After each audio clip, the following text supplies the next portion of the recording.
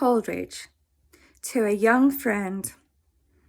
A mountain not wearisome, and bare and steep, but a green mountain variously uppiled, where o'er the jutting rocks soft mosses creep, or coloured lichens with slow oozing weep, where cypress and the darker yew start wild, and midsummer's torrents gentle dash.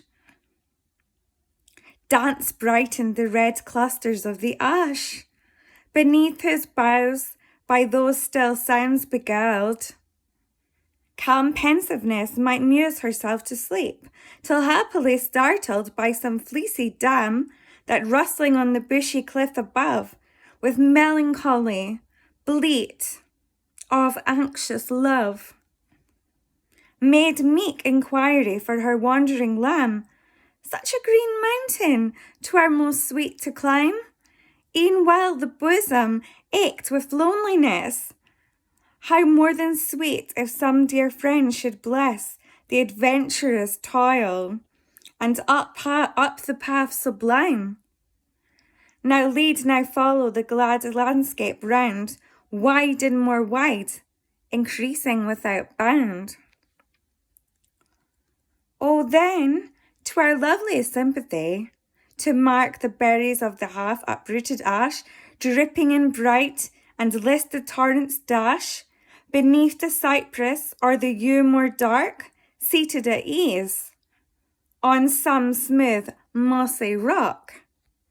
In social silence now, and now to unlock the treasured heart, arm linked in friendly arm, save if the one his muse's witching charm, muttering brow bent at unwatched distance lag, till higher o'erhead his beckoning friend appears, and from the forehead of the topmost crag shouts eagerly, for happily there uprears that shadowing pine in its old romantic limbs, which latest shall detain the enamoured sight, seen from below when eve the valley dims,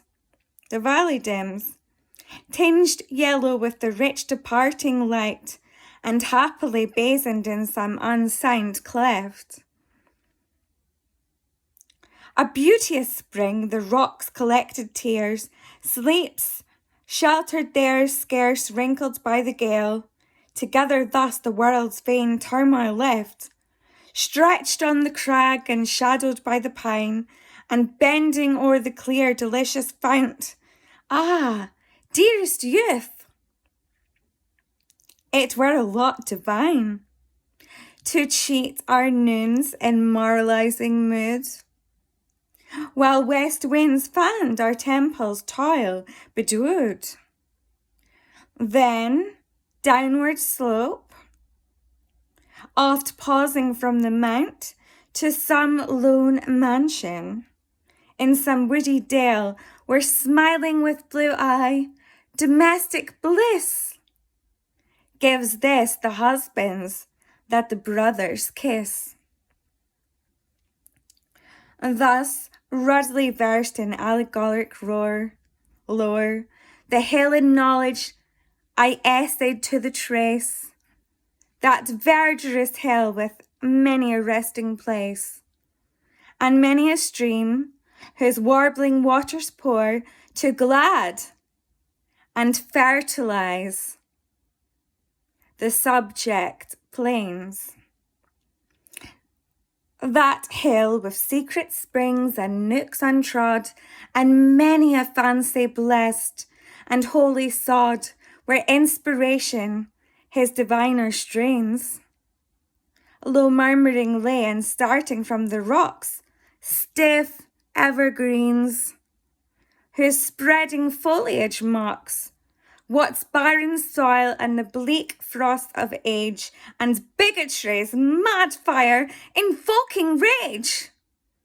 O meek, retiring spirit, we will climb, cheering and cheered this lovely hill sublime, and from the stirring world uplifted high, whose noise is faintly wafted on the wind, to quiet musings shall attune the mind.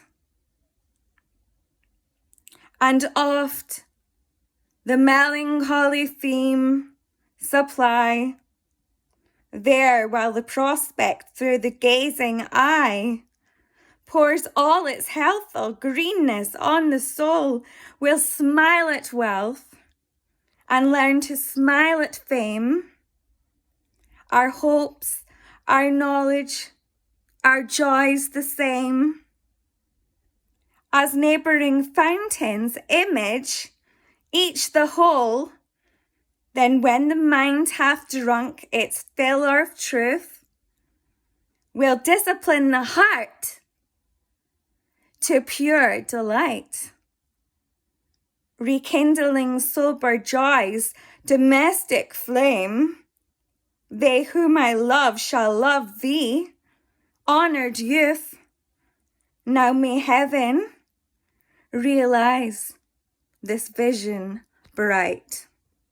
And the rest of it is not on this computer here. Hope you enjoy.